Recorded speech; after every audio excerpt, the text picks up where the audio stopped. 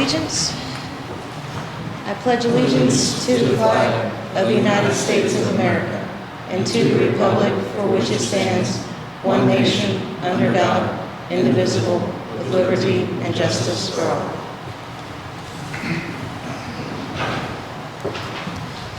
Let's start the meeting off with roll call. John Estridge. Here. Chuck Campbell. Hello. Earl Moore. Here. Bridget Hayes. Here. Curtis Ward. And before we start off, I'd like to introduce our new attorney, Andy Bodendistel. Nice to meet everybody. Press the button. Nice to meet everybody. I thank you for this opportunity and look forward to getting to know each of you and working with you as we move forward. Just briefly about me, I grew up in Marshburg. My dad, Rusty, is here local. He runs the bowling alley now. Did when I was younger, and then ran Cigarette Tavern for a while. He's back running the bowling alley again. So I spent a good deal of my childhood up here. And so I'm looking forward to this opportunity. And thank you. And I definitely thank you for, I know moving meetings is not easy. And I'm really appreciative that you were willing to do that to accommodate my schedule. I represent a good number of municipalities and different boards, and so my evenings can be kind of busy. So I'm very grateful for that. Thank you. Thanks, Andy. Welcome. Thank you. So first off is the approval of the minutes of the regular meeting and the executive session as written. So the regular meeting was, the executive session was July 11th. And that was Bridget, Earl, Chuck, John was present and Curtis was absent. And then the regular meeting was July 6th. And that was Bridget, Earl, Chuck, and John were present and Curtis was absent. Make a motion to approve those minutes. John made a motion to approve both the regular and executive session as indicated. Is there a second? I'll second. Earl seconded. All in favor? All opposed? Motion passed.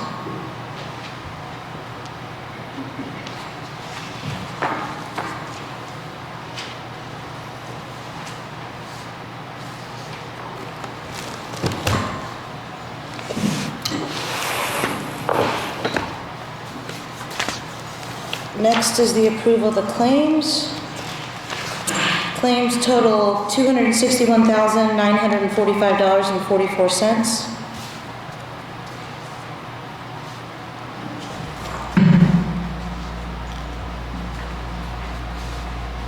Make a motion we approve the claims. John made a motion to approve the claims. Is there a second? I'll second. Earl seconded. All in favor? All opposed? Motion passed. Next is the payroll.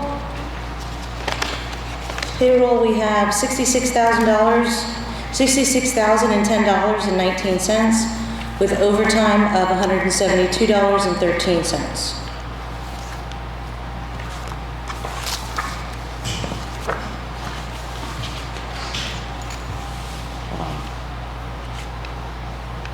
Is there a motion to approve the payroll? I'll make a motion to approve. Earl made a motion to approve. Is there a second?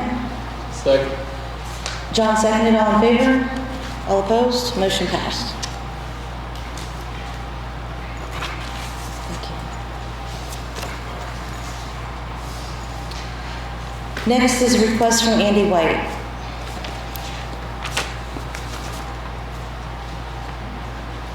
Hello, my name is Amy White, and I appreciate you guys taking the time to hear my request. I'm here on behalf of youth football and faith and fitness, and we have the idea to, while the boys are down on Monday, Tuesdays, and Thursday evenings playing football, they are practicing from 6 to 7:30, and during that time, lots of parents are down there, they're using the park, they're walking, so what I thought would be nice was to go ahead and put together a fitness class for targeting the parents, but it would be open to anyone in the community 18 and older. During 6:15 to 7 p.m. on Monday, Tuesday, and Thursday in the month of September. It would get people that are wanting to continue to do it maybe even into October. It would be in the lower park area, and the types of workouts would be cardio, body weights such as push-ups, sit-ups, squats, lunges, things like that, and some agility. So nothing too overexerting. My mother is CPR certified. She said she would be down there with us, and that's something else that we're going to work on with the youth football. Would be work with the firemen to do a CPR class in the future. We would have liability waivers that any participant would sign before we conduct the class. So that would be something that I could send to Mr. Von Distel for approval before we get started. So the goals is to get fit, number one, obviously, and then two is team building atmosphere for the football player parents, and also the football fundraiser. We're working with Faith Fitness because she has the expertise to make sure that we're not going to hurt anyone. So that's the request. Thank you. So, it says total price TBD? Yeah, so that's something we didn't want to get too deep into the woods, into the weeds before we got approval. So it wouldn't be more than $30 a person, more than likely. And then part of that would go to Faith and Fitness, making sure that she's accommodating, for her time, and then whatever she agrees to, we would give to the football league. And that will help in maintaining the football field. We have volunteers right now that are mowing the grass, they're seeding, they're aerating, things like that. So that would go back into the town park as well. And have we done this before, Gina? Allowed people to,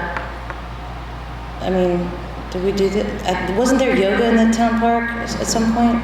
Yeah, there's been a couple different groups, I think, that utilize the park. For profit? I don't know, because I don't think one party ever came to ask. Do you remember? Years ago, I'm not sure. I participated in the yoga in the There was park. yoga, okay, It's there was wonderful. yoga. And then also about 8 years ago, no, more like 10 years ago, there was a boot camp down there. I don't know if anyone came to, I don't think they ever asked permission. That's kind of one of the reasons I came, was just so that I talked to Gina and she said that would be appropriate to ask you guys about that.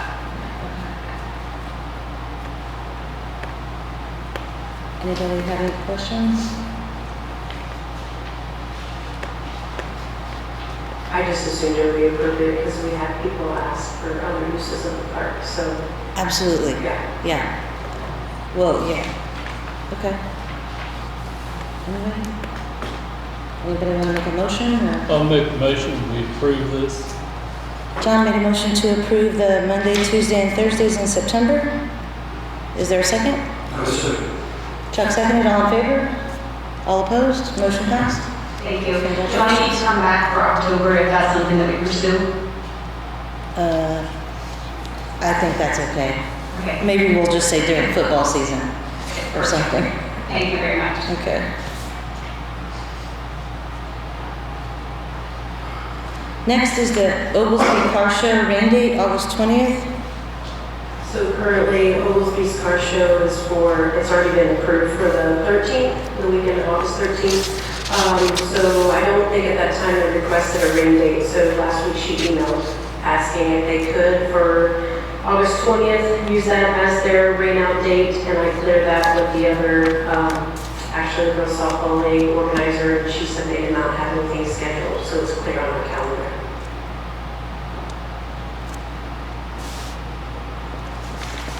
I make a motion, we approve that.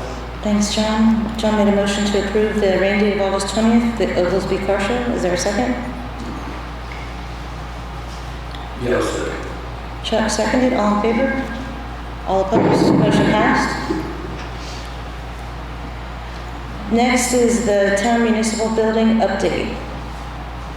So this is, let's see, on last Wednesday, we went to the APC board for the county, and they, I guess, tentatively approved our conditional use for the building on 7th Street, the old Zimmer building, to be converted into a government use with some conditions, and that is one, that our site plan had to include the ADA parking spaces, which is the handicap parking spaces, on the west side and the south side, or however we are determining where to put the handicap spaces. And they also wanted us to include on the site plan a environmental containment area underneath the fuel tanks that are on the side of the building.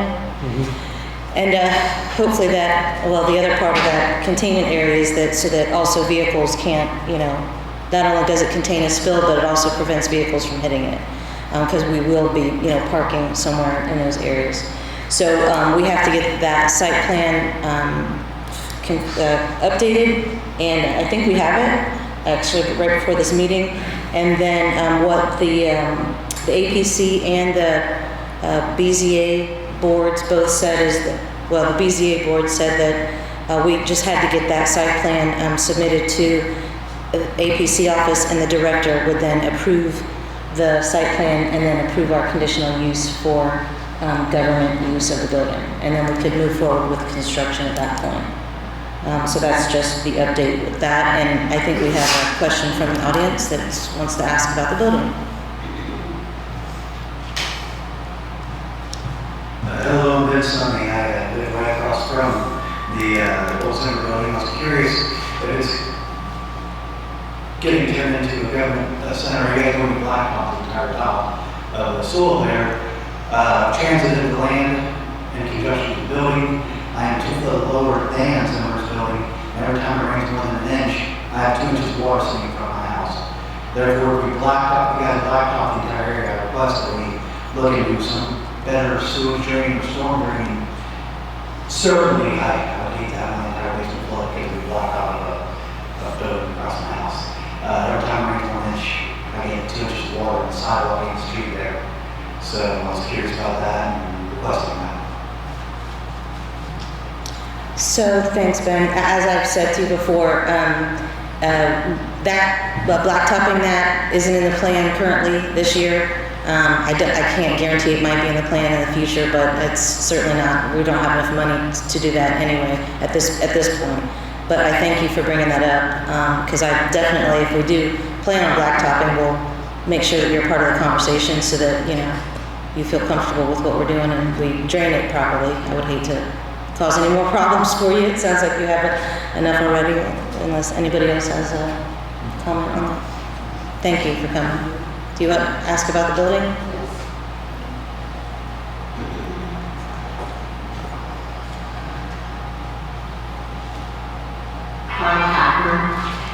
And I was just wondering, do you have plans for the inside of the building? Yes. Okay, so there are having plans drawn up and... Yes, that you can get a copy of those. Okay, I just wanted to make sure I know there weren't any before, so now everything's ready to go. Yes, we had to submit that as part of our application to the agency. Thank you. You're welcome. Next is the Johnson Mobile Home Park, and I know that we just sent that to you, Andy, to take a look at. I thought maybe we might table this to give you an opportunity to look at it a little more, because we didn't really.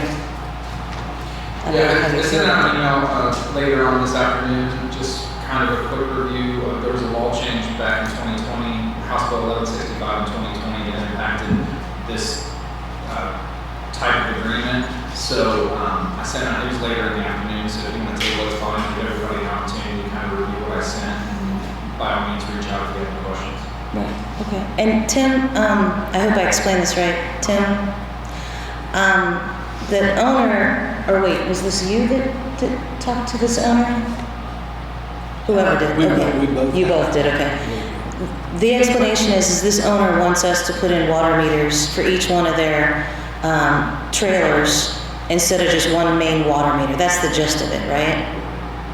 Yes, Okay. he already has one Main. meter. And We want each trailer to be individually. Okay. Then I explained it right. Thank you. Okay, well, if everyone's okay with that, we'll just table that till next time.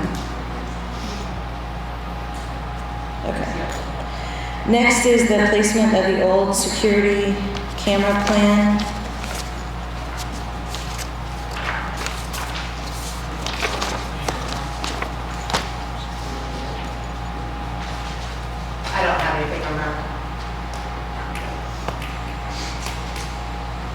Well, we've been looking at this since May 19th.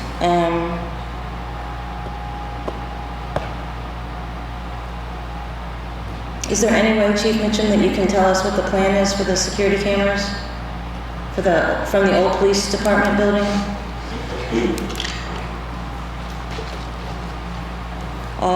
Just to remind you, back in May, we were talking about, I think that's when we approved the new set for the new building, and then we talked about what are we going to do with the old cameras.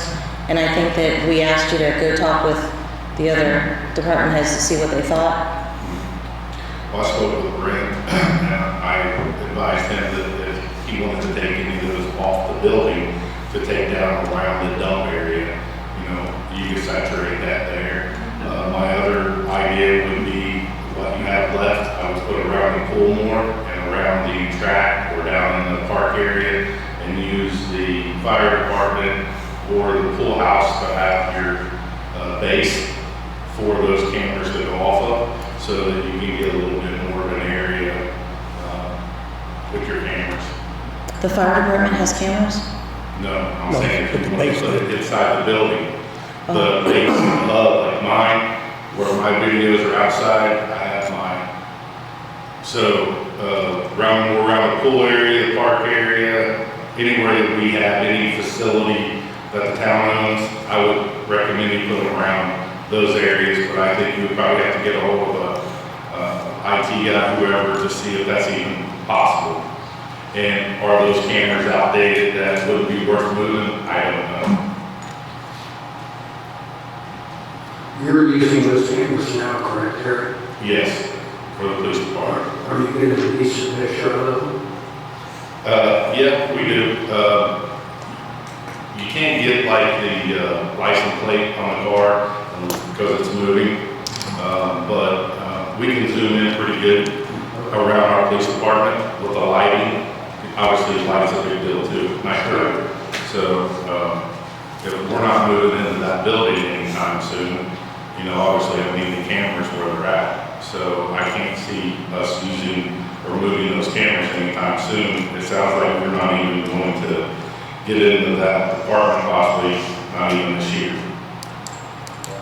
So, but I would recommend doing that.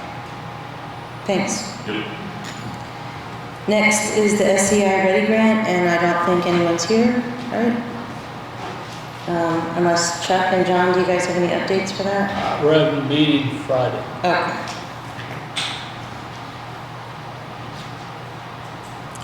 Next is the ordinance for vacating the alley, number 2023-7.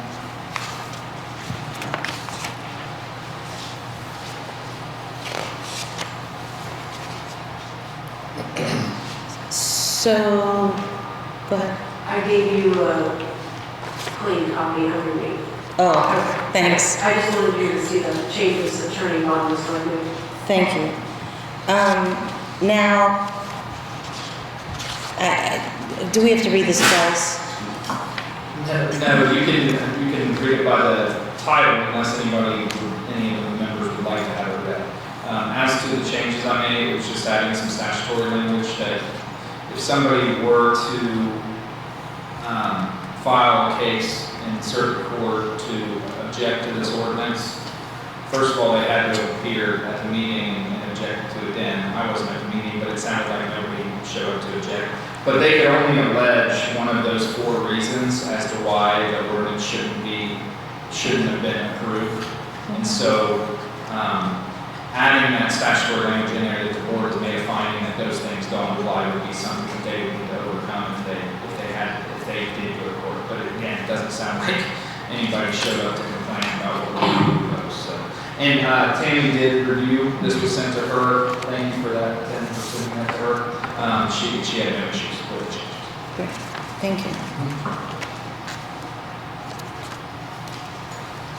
So this is the ordinance of the town of Brookville. The town board of the town of Brookville hereby vacates alley, ordinance number 2023-7, and this is for Kelly Race Kramer and her petition to vacate an alley and Jones Street that we had the meeting at the last, we decided that at the last meeting. So this is the ordinance that actually approves that vacation. I make a motion to approve it. John made a motion to approve. Is there a second? I'll second. Is there any discussion? I forgot about the discussion parts. No. All in favor? All opposed? Motion carried.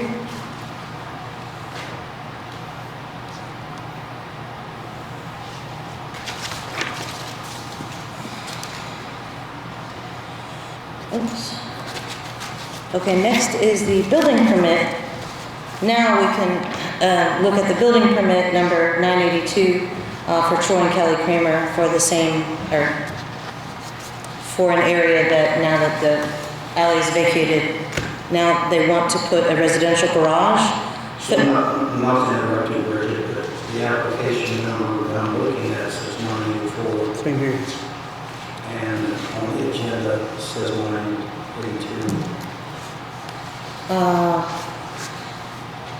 So I think it's okay. I think it's just 984 is all right. We'll have to make sure the ledger that we write the numbers on consecutively match what we have on the permit. Well, it looks like this is white out.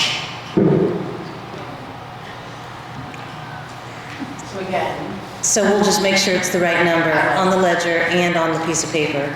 We're gonna go with 984 for now. Thanks, Chuck.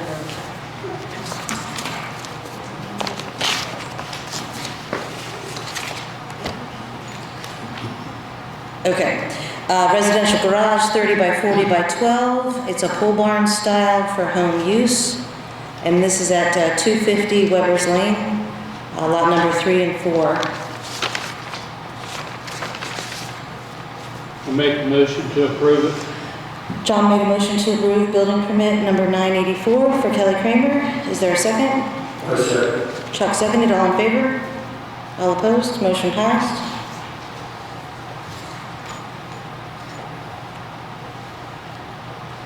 And this is good for 1 year from today.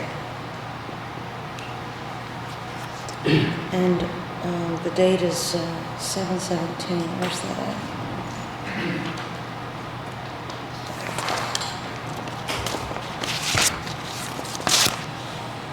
Next is September 18th meeting location.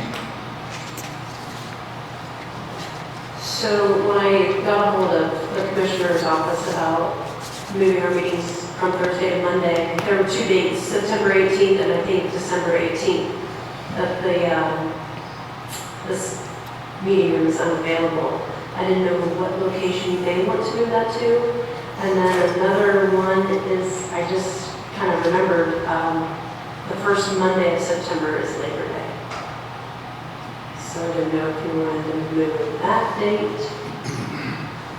Can we get in this building even if it's closed? I've never asked. Okay. I mean, I got a key. You have a But key? I don't, You have a key? I have a key. but Okay. I can ask for permission. Okay. Let's do one thing at a time here. Let's do the meeting location for September 18th and December 18th.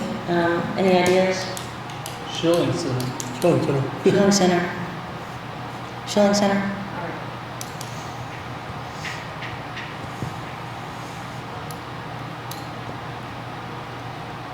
And then the question is what do we want to do with September 1st? Do we want to still meet on September 1st? I'm sorry, September 4th, which is Labor Day? Or do we want to change it and figure out what everybody's schedule is? Or, I mean, my feeling is I don't really care. That's fine. I can meet on Labor Day. Earl, you can meet. What do you guys? Don't matter? Please. Does it matter if we meet on Labor Day? I guess not. It's a nice day to have off. Gina, everybody. Oh, sorry. Right. My bad. Sorry. Okay. So, Andy, clearly our schedules over here are pretty flexible. Do you have a day that you might be available to, that we could move that to? I can do Tuesday night the 5th. Tuesday the 5th? Is that still okay? Still okay? Yep. How about Tuesday the 5th, Gina? I can check. Thank you.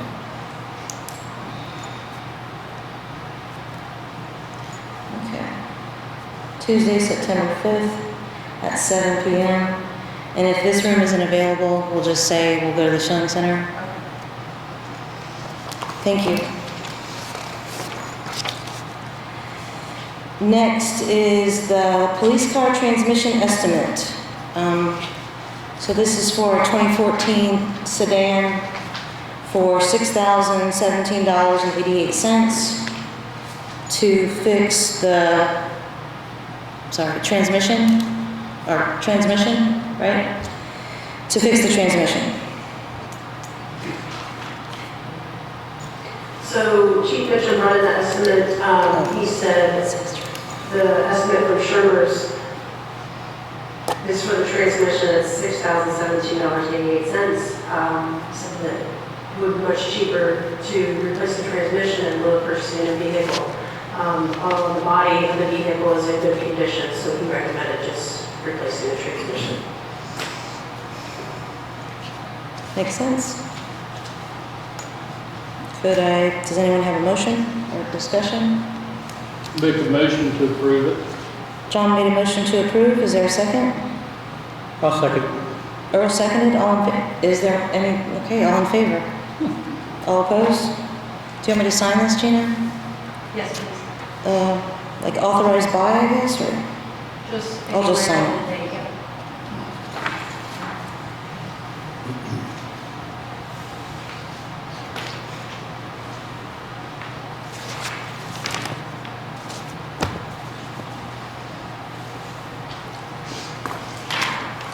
Next is police Class A uniform discussion.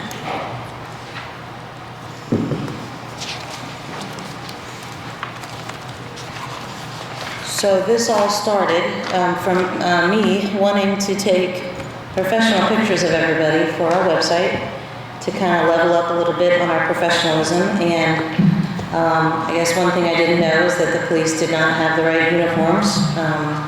So we asked Chief Mitchum to figure out how much that would be to buy the Class A uniform for all the officers. So If we went with the Class A, you're looking anywhere between $9,000 to $10,000 to get everybody outfitted with all the equipment with their Class A. Or if you didn't want to spend the money for that for this year and put it in for the budget for next year, we could probably get away with just getting some shirts and doing the shirt, buttons and everything with a photo upward, which would probably $1,500 or less that way. Problem with that is when we order things, you're looking at 2, 3, 4 months to get those items. There's things that I ordered I still don't have. Everything's just backward. I would propose that we just use what we have for now, take the photograph, and then put it in the budget for next year and order the Class A's, if that was all right with the board. So, can you tell me why you haven't had these Class A's in the past? I mean, I'm assuming, you've been on the police force for a while. Have you ever had Class A's? We had Class A's, we got rid of Class A's probably about 5 years ago. Why? The more universal uniform that we wear now is for the officer to work with everything that we have going on. Most everybody's went away from the Class A and went to what we're wearing too. Class A's are basically just for the funerals, or if you have a SOP that states that if you go to court, you have to wear the Class A uniform. Other than that, they're not used for anything. There are, like the state police, their SOP requires them to wear a Class A uniform all the time. But most departments don't just wear the Class A uniform. They wear what we wear. Did you mention at one time too, Terry, that the older Class A's that you had before were blue, and if you went to, say, replace a pair of pants, a lot of times they were a different tint of blue, so they did not really match. Yeah, and that was a big issue because once you wore a shirt and you washed it and you changed the colors wouldn't match. So that was another reason why we just switched to black. We didn't have to worry about it, it's just black.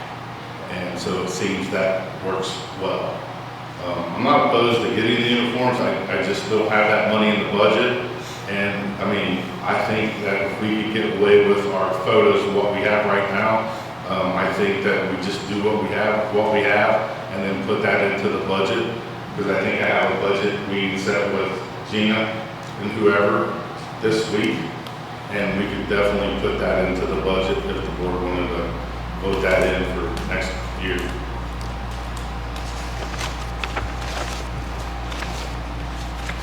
I agree with Terry on this one. I think everybody knows how I feel about spending money that's not appropriate.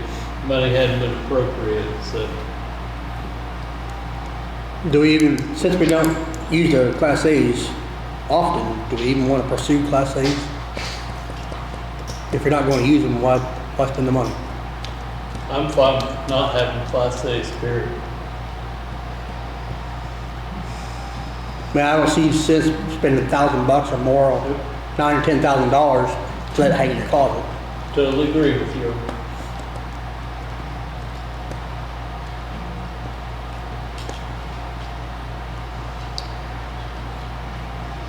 It is a lot of money, but I personally think that officers look very extremely professional in these uniforms. I mean, I haven't seen this one. I would like to see what $1,000 would buy us a picture if this actually went through, but it sounds like it's not going to. But I think that the uniforms for police officers are very important, and I think it's a good idea. I just know it's a lot of money. I get it. So I guess we'll leave that for another day. I am for the Class A uniforms, though, if anybody cares. But if it's going to take 2 to 4 months and it's going to be $1,000 a piece, then I guess I'm not for it at this point. So, John, are you going to did you make a motion? Do we need a motion? Well, we have a couple choices. He can either order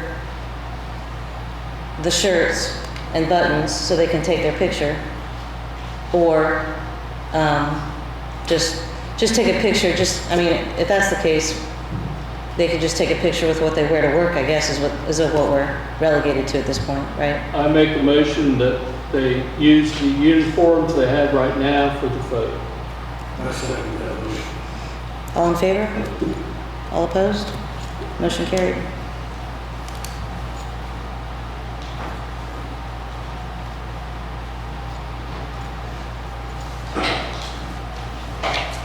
So Jess, can you contact Karis Troyer and set that up? What I'd like to do is, since she's kind of doing us a favor, is kind of go by her schedule, and if we can just do it all in one day. Sure. Like morning or like whatever, first. 2 times in a day. Yeah, sometime in the evening if she can, and sometime like maybe in the afternoon or something, because I think she said she's gonna have to borrow her sister's studio. Yeah.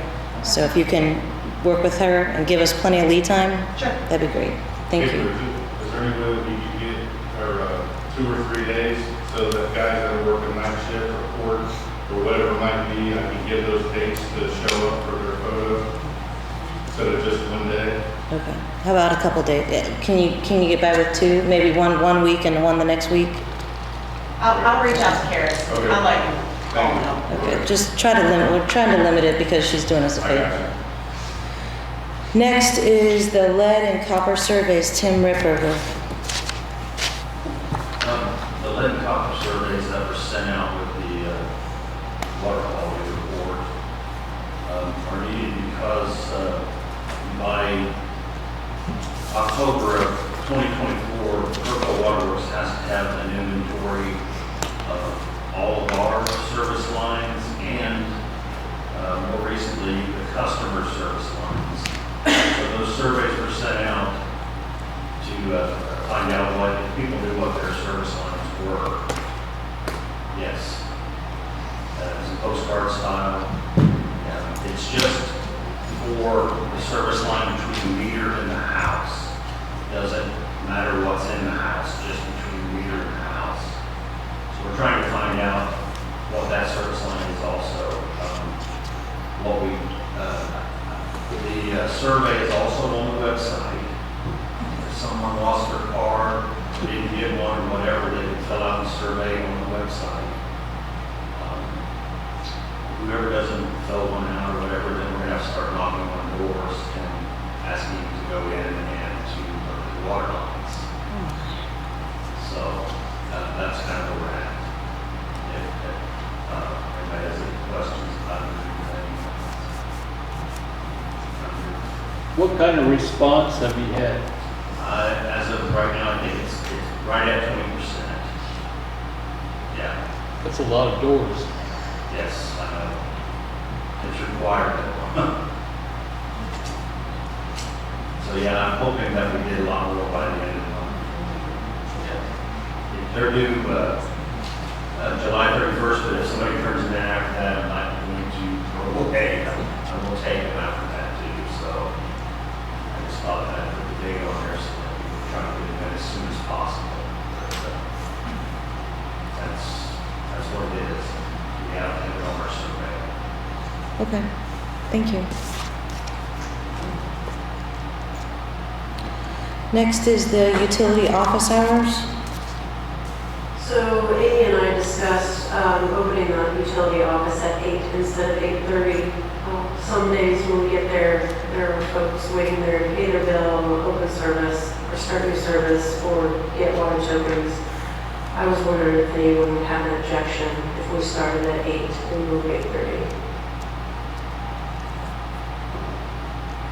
That would give her an extra 2.5 hours a week, obviously. And she's okay with that? It was actually her suggestion. She said, sometimes I get here, people are waiting on me. You know, she said, even if she's there at 8:15, there's people waiting. Wow, okay. Because I think people like to try to do business either before they go to work, or, and I think sometimes people assume we start at 8. I mean, I have no issues with it. Sounds, I mean, if she's willing to do it. That's fine. Everybody? I move that we open the utility office at 8 instead of 8:30 and give Amy the extra 2.5 hours. Is there a second? Second. John seconded. All in favor? All opposed? Motion passed. Next is the independent investigation. So, for those of you who have been following us, back in May, there was an allegation against me for creating a hostile work environment by Curtis Ward and Chuck Campbell. And last week, we received the final results of that investigation. And the attorney from Bose McKinney, his name is Mark Wolford, prepared a statement for us to read, or for me to read. And then, so it is, and what he told us is that it's up to the board to make a decision on what information that we give to the public. We could say nothing, and we could just say what he told us in the executive session is the end of it. Or we could read this public statement, or we could read this public statement and everybody comment on it, or, so it's really up to the board how we express this information publicly. So I guess if we could just hear from the board members on who. I believe that the public needs to hear something from you. How do you feel about this statement? How long is it? A couple pages. It's a page and a half. It's a page and a half. I mean. Go ahead. That is the statement that he gave you to read to the public if we decide. Yeah, he gave it to all of us. Right. And then there was also another statement that it's confidential with us. It's confidential, Chuck, so that's why I didn't mention it. But yes, you are absolutely right. Yeah. There is another piece of paper in here. It's confidential attorney-client privilege that also includes the results of the survey that Earl sent out.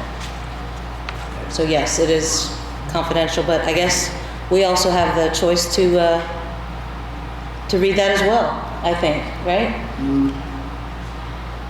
It's attorney, it's gonna take some minutes. It's okay. It's attorney-client privilege, but it is at the client's discretion whether or not that privilege is waived. It would have to, the client is the entire board though, so the board would have to decide. Okay, so we could read that as well, or we could just, I guess, just say it's available to the public if you want a copy of it. I guess we could, right? So the statement that was prepared because it doesn't involve any privileged information, but it does express the results of the investigation. The other document, yeah, that would be up to this board whether or not it is shared with the public because it is privileged. So you could, if the board so desired, could have shared it however many the board would. The caution would be, and I don't think this is my first meeting, but the caution would be if there's a tendency to waive privilege, then it's hard to claim privilege later. Does that make sense? Not really.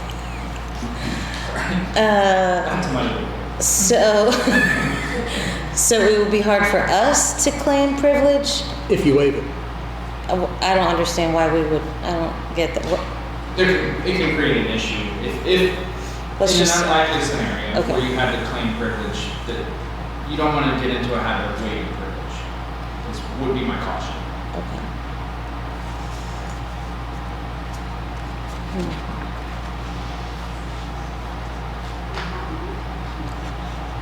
Is that's your phone? Okay. Chuck, do you have any comments on that, or? Well, he did give a report to read, if we wanted to. The session, of course, was executive, so the public was not allowed in the session. But if you want to read a report, I have no problem with you reading a report. I have no objection. Go ahead and read it. I would like all this information to be out in the public, obviously. Not obviously, but I would like it all. So this is the statement. During the May 4th, 2023 public meeting of the Brookville Town Council, Board member Curtis Ward stated that Council President Bridget Hayes was creating a hostile work environment for employees, and Board member Chuck Campbell agreed, saying that Hayes had created a trust issue with department heads to the point of it can be considered a hostile work environment.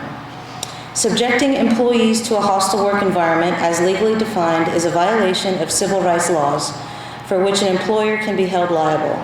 For a violation to exist, the adverse treatment must be based on a legally protected characteristic such as race, age, sex, or other protected category. In light of Ward and Campbell's statements of a hostile work environment, the town contacted counsel for Bose, McKinney, and Evans. In June 2023, consistent with the town's anti-harassment policy and procedures set forth in the employee handbook, the town council voted to approve an investigation into complaints that Hayes was creating or had created a hostile work environment for town employees. On June 13, 2023, attorney Mark Wolford interviewed Ward and Campbell. Wolford then worked with the town clerk treasurer Gina Gillman to schedule interviews of town employees identified by Ward and/or Campbell as having made a complaint about Hayes. Wolford traveled to Brookville on June 16, 2023 to conduct these interviews and then concluded by interviewing Hayes. At the suggestion of Hayes, Wolford contacted another town employee to set a telephone interview, which was conducted on June 26, 2023. Concurrently with Wolford's investigation interviews, the town council voted to send anonymous surveys to town department heads directed toward the current town council president, her management, and the working environment at the town. Wolford coordinated with board member Earl Moore to receive the sealed surveys and tabulated the results. Regarding the findings of the investigation, interviews, and survey results, both presented negative and positive reviews of Hayes as a leader and manager, with a near even split of employees critical of Hayes and those expressing no concern or issues with her. However, and importantly for purposes of assessing hostile work environment claims, Those critical of Hayes agreed that her style and treatment of others is not dependent on the race, age, sex, or any other legally protected characteristic of the person with whom she is dealing. Instead, the general consensus was that Hayes works well with some and is critical of others, depending on whether they agree with her vision for how the town should be run. As well, a large majority of the complaints about Hayes centered on the oversight Hayes provides as a board member and how she goes about pursuing details and information from departments and personnel in conducting that oversight. In other words, complaints focused on Hayes' alleged micromanagement and demanding personality. Some witnesses indicated a concern that Hayes desires to remove people from appointed positions because she does not believe they are qualified or because they are not performing to her liking, and these witnesses believe Hayes is gathering information in order to build a case for the eventual removal of such a personnel or seeking to build alliances with other board members for the purpose of voting to remove such personnel. Nevertheless, there was no evidence presented and no articulated concern that the protected class, for example, the race, age, or sex of any employee, is a motivating factor in Hayes' beliefs, motivations, or actions. Outside of disputes for how the town should be run, how the council should operate, and personality clashes, the remaining issues uncovered in the investigation were limited to separate and unrelated conversations Hayes had with two employees in one-on-one situations. Even accepting the content of the comments as true, they were isolated and not necessarily made on a basis of a protected class or not taken as being appropriate in the context of the conversation, as being inappropriate in the context of the conversation. Moreover, neither comment was severe or pervasive enough to constitute a hostile work environment claim under the law for the individual employees involved. For the foregoing reasons, the allegations and evidence presented in the investigation failed to substantiate a claim that Hayes created a hostile work environment under the law. Now that the town has gone through this process and the investigation has concluded, the town council believes it is important to remind everyone of the town's anti-harassment policy.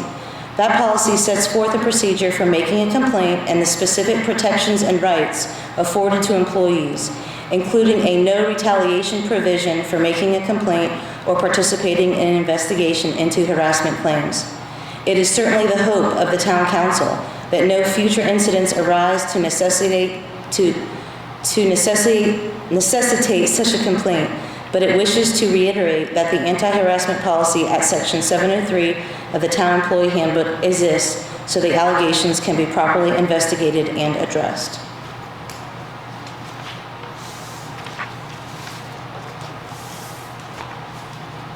So the good thing is that the investigation proved that there's no basis for a violation of the hostile work environment claim, and that's good for the town. That means hopefully, we can always be sued, but at least we've done the investigation. It's proven that there's nothing there. So that's good. And just as a reminder for employees and department heads, if you can please pass this on to your employees, is that the policy that the town has currently is that if there is an allegation of a hostile work environment, you can either go to your department head or go to Gina or go to Jess. Those are your three options for the hostile work environment. And so if you don't go to those, then there's a violation of our own policy. So if we could just remind all the employees that those three are out there, if it's your department head's the problem, then these two will hopefully be able to handle that. But that's kind of what the procedures are supposed to be. So hopefully, if this happens again, hopefully it doesn't, that we at least follow our own procedures in our employee handbook for that.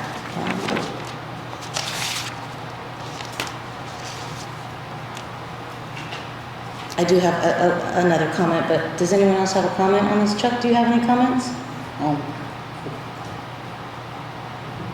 Not this very well, no. John? No. Earl? Nope. Nobody has comments. Okay. So obviously, I knew this was a false claim from the start, as many other people did, and now the town has spent a tremendous amount of money to prove that, which is unfortunate, but it is what our job is to investigate these type of claims. I will never say that everyone's going to like me, but I personally do have the best interests of this town at heart. And the little comment in here about me trying to remove people if they're not qualified or they're not performing, I would only hope that every council member would do the same. If we find an employee that is not performing their job, I would hope that we would talk to each other and say, hey, let's move on to someone that might do the job better. No one's perfect. And if people aren't doing their job, then that's what our job is to make sure that they do their job. And so that little allegation against me is actually very true. My philosophy is accountability and transparency. It has been since the start, and it will be forever.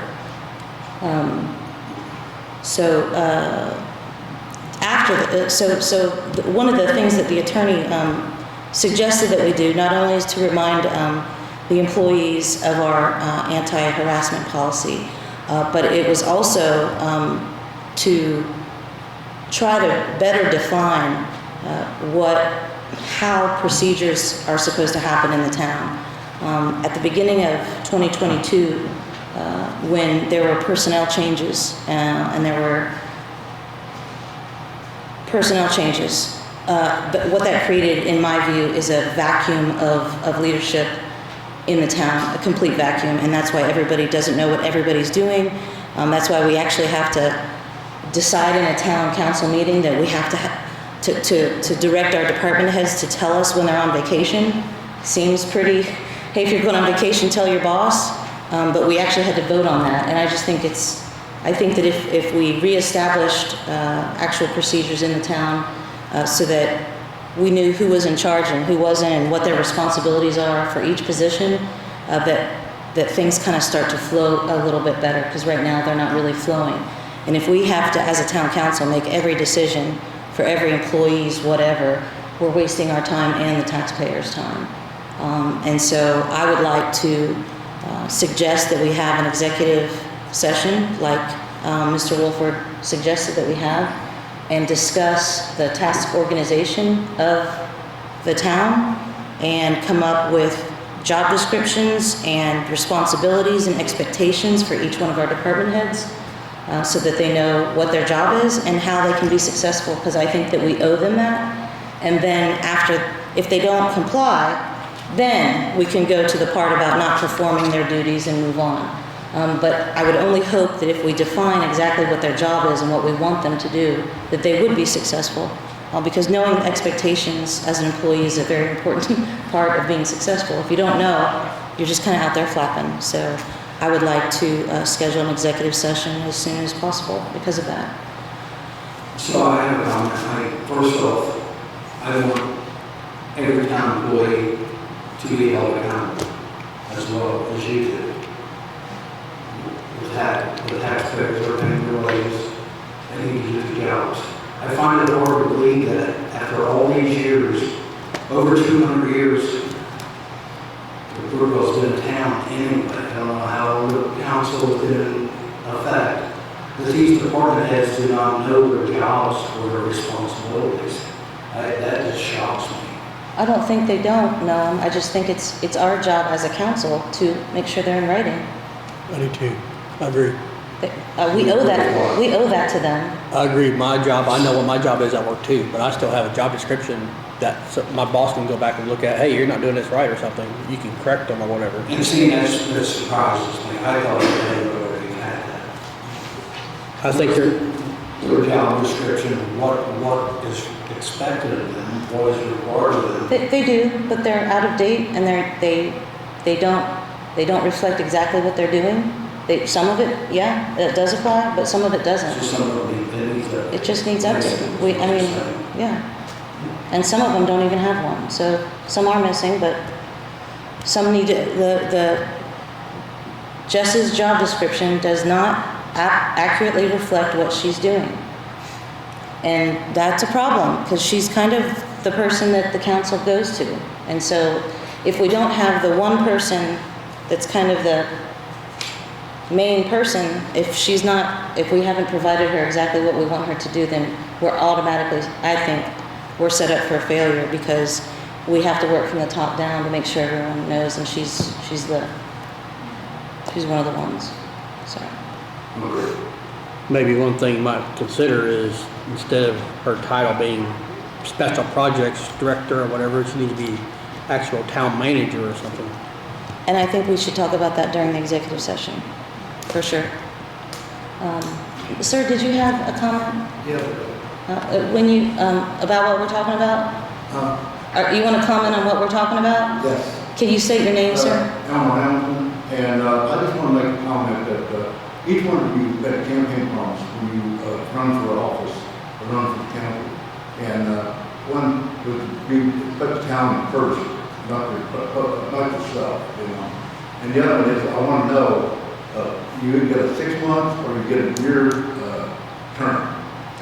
My term is for a year, so I will come out of being the president at the end of December, and then our first meeting in January, we will vote again for the president. So at that time, with the rules that are set in place right now, it'll be a 6-month term unless this council revokes that motion. When you get 6 months, you haven't got time to get your feet, and you know, when you get off the college, you know. I agree with you, sir. I mean, you gotta have more time than that. I mean, it's kind of stupid, 6 months, you know. That's my time. Thank you, sir. There could be a lot of habit created within a 6-month period too. Any other comments about the I have one question. Do you know how much this costs the taxpayers? On 18,000.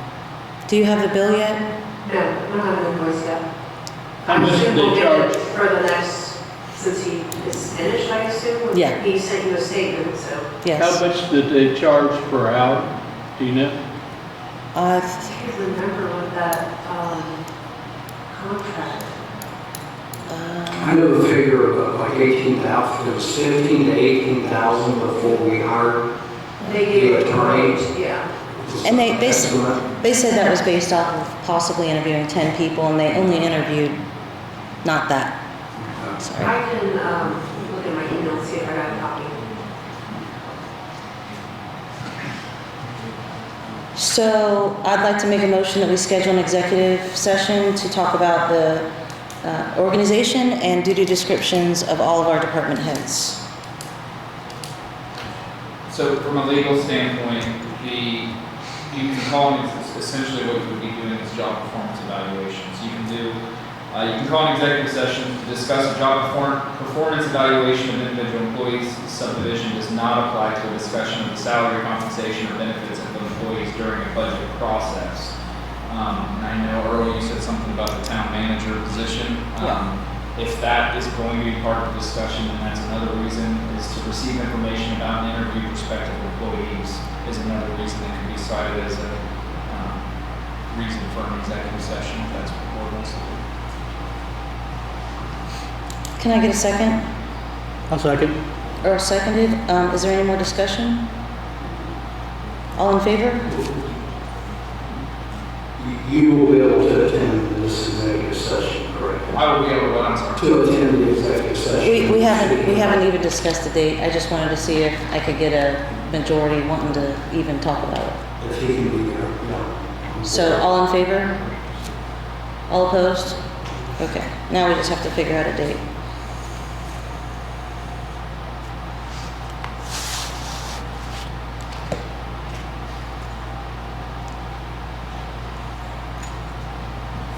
Yeah, I mean, the meetings in August would be the 7th and the 21st. Yes. The 21st, I don't have anything on the calendar currently, so I will be able to give you as much time as I need to. Or as you need to. Maybe could we meet, or how early can you meet, Earl? The earliest I can get in town is probably 5 o'clock. You want to meet at 5? What? Would that be all right? Yeah, I'll They talk to give my us- supervisor. They give us a couple hours, But- 21 August at 5 o'clock. That'll give us a couple hours to work it out. I'm good with that. Okay, great, thank you. You good, Gina? Town building, Yes, thank you. Okay, next up is the golf course second quarter report.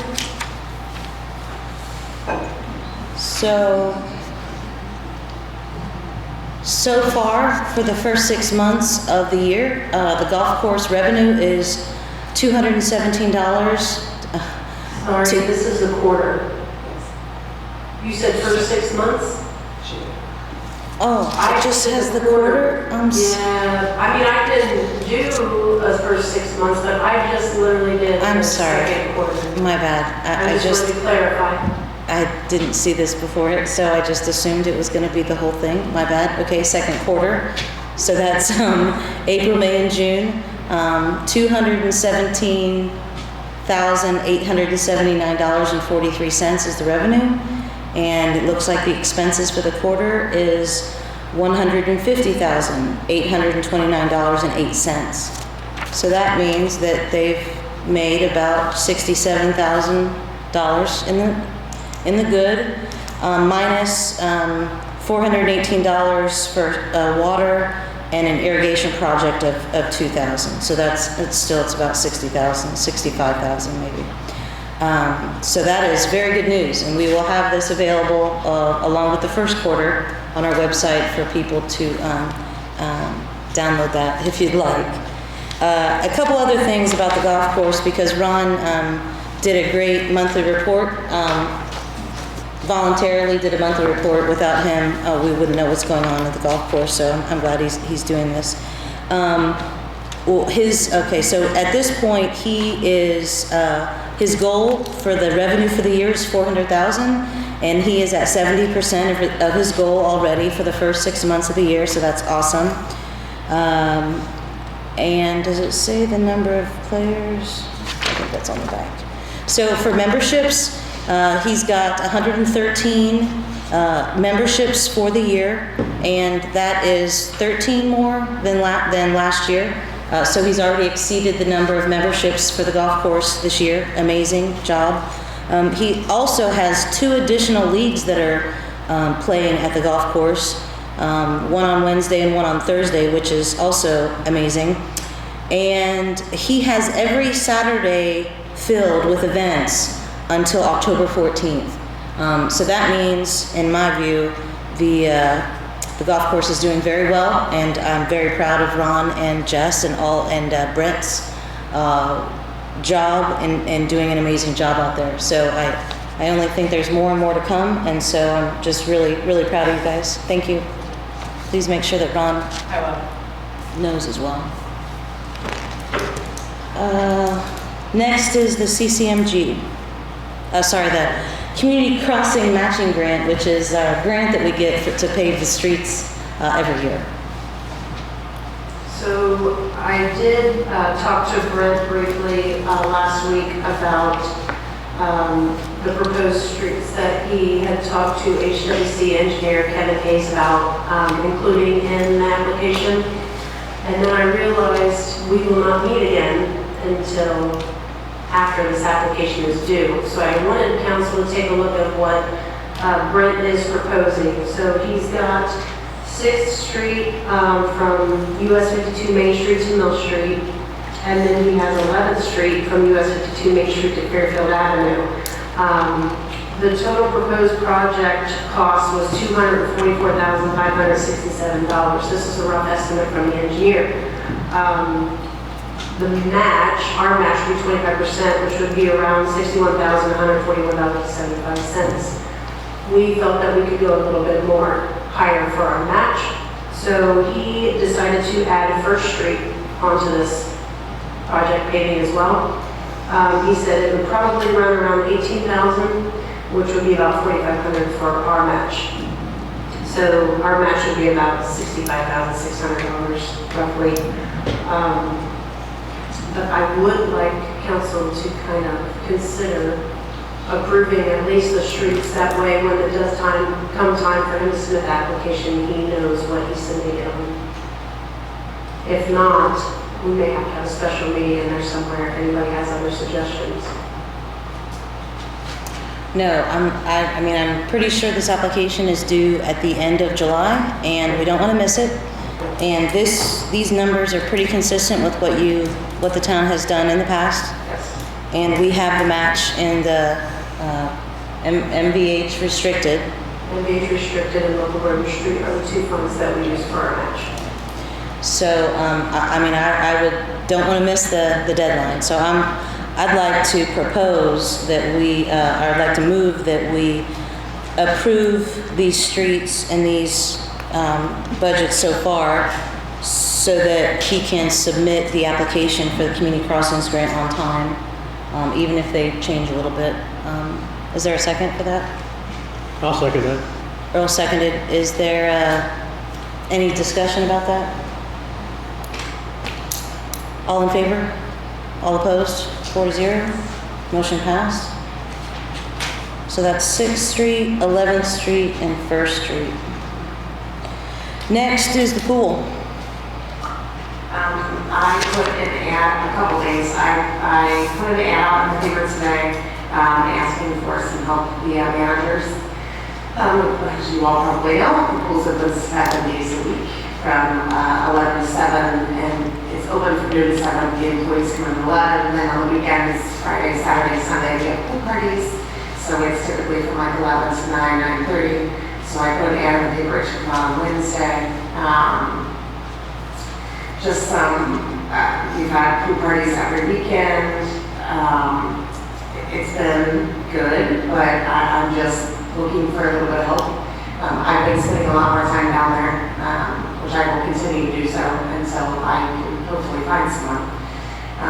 Policies are a little bit, I've been going over them. I started last year, but haven't really made too many updates to them, but there are some policies that need updates. I reached out to a couple different aquatic centers, schools in our area, just to see what they do about attendance policies and things like that. I've written them down, I just haven't put them in an actual policy to send to you guys. But I will hopefully probably before our next board meeting. We're only open until Labor Day, so after the kids go back to school in August, then we're only open on the weekend. But still, any help we can get down there, I would appreciate it. You want to talk about the chairs? Yes, so we ordered some blue chairs this year. As far as the lounge chairs go, though, we need to order those. We're kind of already halfway through the year, so thought maybe we could order those for next year and just have them ready. But a couple of the lounge chairs definitely need replaced. I've thrown a couple away myself, and we have some that will be more. So I will be ordering chairs at some point, but I think at this point in the season, we can probably wait till next year. Thank you.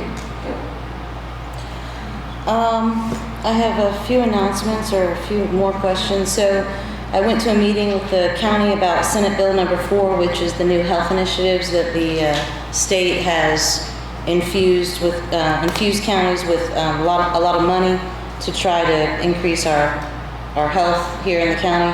I guess the state of Indiana is like number 47 out of 50 states, so we're doing pretty bad. Although Franklin County's not doing too bad.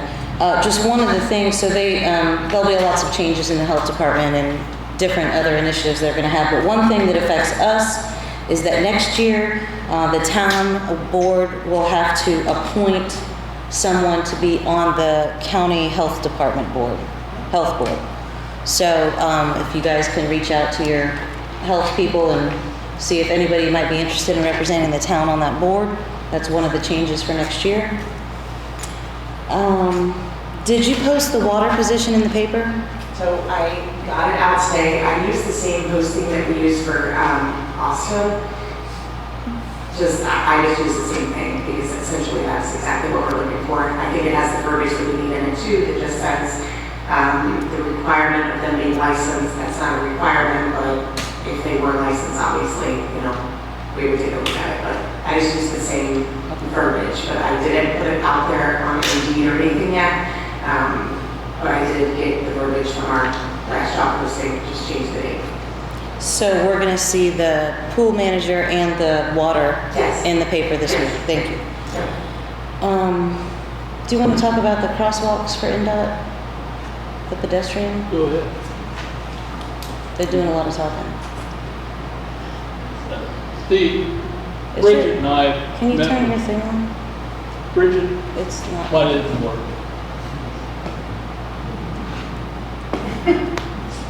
Bridget and I met 3 people from NDOT. I can't remember the day. But trees block 2 of our lights for our crosswalks on Main Street. 11th Street and 9th Street, 8th Street. 9th. Right there by McDonald's. So NDOT is going to paint some, what do they call it? Alligator teeth? Please? Alligator teeth? Yeah, alligator teeth on the Main Street, so that people can see that as they're driving up, that there is crosswalks there. It is up to us to cut trees that are in the way. So we're gonna have to talk, we're gonna have to decide if we want to cut the trees, and then we'll have to talk to the owners of the trees and see if we can work out an agreement with it. That is where the person was struck and killed, was 11th Street. We don't know if that had anything to do with that. But I personally use that, and it's dicey every time. They just cannot see the light. So we're trying. Anything else? Thank you, John. No, that was it. They're also gonna look at the 6th Street timing. They hadn't, they said we'll look into it, so they haven't gotten it back to us yet. Next is, well, nothing new on that one. So the next one is the Preserving Main Street bid opening is a third, so we haven't, I don't think we've gotten official approval yet, right? To do it out, to put the Preserving Main Street grant out for a third bid, but I think it's coming. We sent everything in to Okra, but we're gonna be asking for a bid opening on the 27th of July. So hopefully that will give, that'll be open to the public, and hopefully that'll give these contractors more time to submit bids within our budget. So we've included our max amount in the bid notice. So hopefully they'll see that it's 1.4 million and they'll submit a bid for just 1.4 million. So that's kind of still pending. And then the last question I had is about the police secretary. I know this has been ongoing for several months. There's nothing up here. Chief Mitchell, can you tell us about the police secretary position? I mean, it was approved back on the 4th of May. And then, it's now the end of June. It looks like this person might not be hired until August, if you found someone. When you approved it, it was a week after that, we put it in for 2 weeks to get the applications. Indeed, I believe Jesse put it out. They sent resumes, they didn't fill out the applications. Once I got those, I went on vacation. I came back, started the process with the interviews, where I'm 2 weeks into interviews, and I have 2 more people to interview when they come back from conferences, the 20th or the 21st. And then I will make a decision, hopefully before the next board meeting, to bring it before the board. That was the timeline, how it all transpired. August 7th, then you think you'll bring it as someone to approve? Unless there's something that I'm not aware of I have to do all the background checks, which is gonna be time consuming. I don't know if who you guys are doing the background checks with now? So we just signed an agreement with New Right. Focus HR to do background checks. So there shouldn't be, I thought you do your own background checks, because I only do the hired full-time, because when they sign the offer letter, it says pending drug screen and background check. I don't think we can do those background checks for every applicant. So I guess my question to you would be, with the police department, when we do police officers, that's required, and we go through the complete background check, the whole 9 yards through the police department. As a secretary, can I still do that with her? not terribly familiar. Are you talking about running it through NCIC? Yeah. Yeah, I'm not familiar with what restrictions are on. I know if you run somebody through NCIC and you're not supposed to, you can get in a lot of trouble. But it's something I need to look into just to see what authority we would have for. So this would not be for a uniformed officer, for a secretary. And the applications that they were filling out, you said in with the interviews. So I had to have them fill that out and sign the consent form for us to do a background check. But when you guys talked last time, I was unsure of how you were proceeding with all that, So, Just in past, when we hired full-time, New Focus HR said that we, in our offer letter, give them what their position will be, pay, pending, and then once we get them their drug screens in. But if we pay that much money for every applicant. right, totally understand. Too much. so Chief Mitchum, so you do background checks on every applicant before you offer them the job? Is that what you're talking about? When we get the application, they will fill out the application, and on that back page says that they will consent to a background check. So most of the time when I do a background check, I'll do a background check on every person who sent me an application. So because of that, or that background check can also knock someone out without I don't even have to worry about it. So it's easier for me to just go through with the background check before I start setting up the actual interviews and wasting my time with talking with them and then do a background check. So in this case, we set up interviews with no background checks. And so I'd rather do the background checks than the interviews, and then the interviews than the background checks, but that's how we're doing it right now.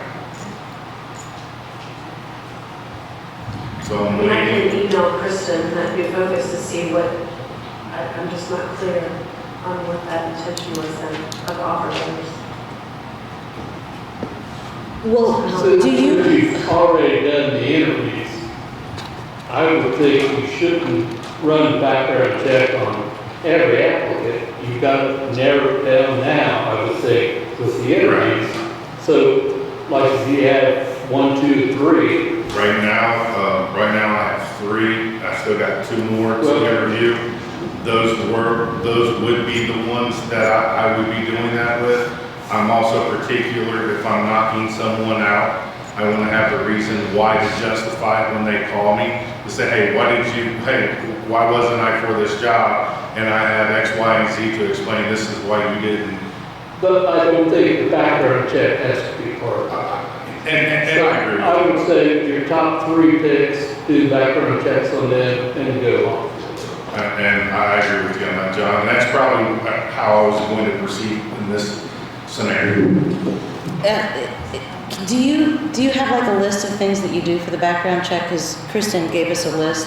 Is that background check, is it like? When we run a background check, we go through NCIC, National Data Bank to look through everything. And that's just for like criminal record? Or? That's criminal, anything that they've ever been arrested for, anything that's on paper for their entire existence. Anything else besides that, besides arrest? We do not do credit checks Yeah, like you guys brought up. Yeah, I think Kristen does credit check. Yeah, and we do the drug testing screening. So drugs and arrests. And you think, is that a good enough background check for the police secretary, or do you need a credit check? Or anything else that Kristen So offers? it depends on what the job duties are. She's going to be doing, he or she is going to be doing ticket money. We'll probably have to get them, should council choose the credit worthiness, and then also bond it. We'll probably have to bond it if they're going to begin with any type of money. So before they're bonded, doesn't somebody do a credit check? Just like the, No, it's new. Now we do. Yeah, we've never done that before, It's so yeah, that was not something that was ever presented until we got with Kristen. So you're doing background checks on the future secretary. You are. You will be. If I can get, so if we can do that legally through our system, then I would. If I can't do that through our system, then we would have to hire someone to do that, that's licensed. Well, I thought we hired someone at the last meeting. That's what we've been talking about. Yeah, Gina just said she does that for full-time people. This is not a full-time person. Okay, so you want to do it? And he's talking about doing it for, And you use that other company? he's talking about doing it for all of his applicants, or 3 of them. Well, And used Gina's to- just talking about doing it for the one person that we hired, for a full-time people. But this is a So part-time it's a little position, different. It's a so little different. that's where I don't know where we're at with that. So, So, will Andy let us know? Okay, so I guess Andy will let us know what you're allowed to do. so I have 2 more that I'm waiting on that are in conferences out of town, and they're supposed to be in around the 21st or 22nd. So that next week, I'll set up those interviews with those 2. And I think your guys' meetings were moved to the first Mondays, and the third Monday. And, so when would your next meeting be, Bridget? August 7th. August 7th. August 7th? Okay. And I'll try to get that completed prior to that. Are there any more, those are all my announcements, sorry that took so long. Anybody else on the council have any issues? Or, no? Yep. Go ahead. I had posted an internal job posting for Brent's position because that, that he's retiring. I had 1 employee responded. I talked to Brent, and then obviously Brent myself talked. Rocky Sparks is the one who responded to that position. I need to have a conversation with Brent. Rocky probably we need to have a conversation with as well, just when that transition period is going to be. But Rocky is interested. It's my recommendation, as long as Brent's that he be the one who steps into that role. And what was Brent's recommendation? Rocky. So, I move that we hire Rocky for the street department superintendent. I'll second. John second. Any discussion? All in favor? All opposed? Great, Rocky's gonna be it. And then, you'll get back with us on figuring out the transition and how that's gonna work and when that's gonna work and all that. Okay. And then, in addition, then you'll post for Rocky's position after we talk to Rocky. Yes. Okay. Hopefully we'll get that for next time. I will definitely have it by then. Okay. Thank you. Thank you. Anything else? No, thank you. Are there any comments from the public? If there's no further business to come before the board, I'll take a motion to adjourn. I make a motion to adjourn. John made a motion to adjourn. Is there a second? Second. Earl seconded. All in favor? All opposed? Motion carried.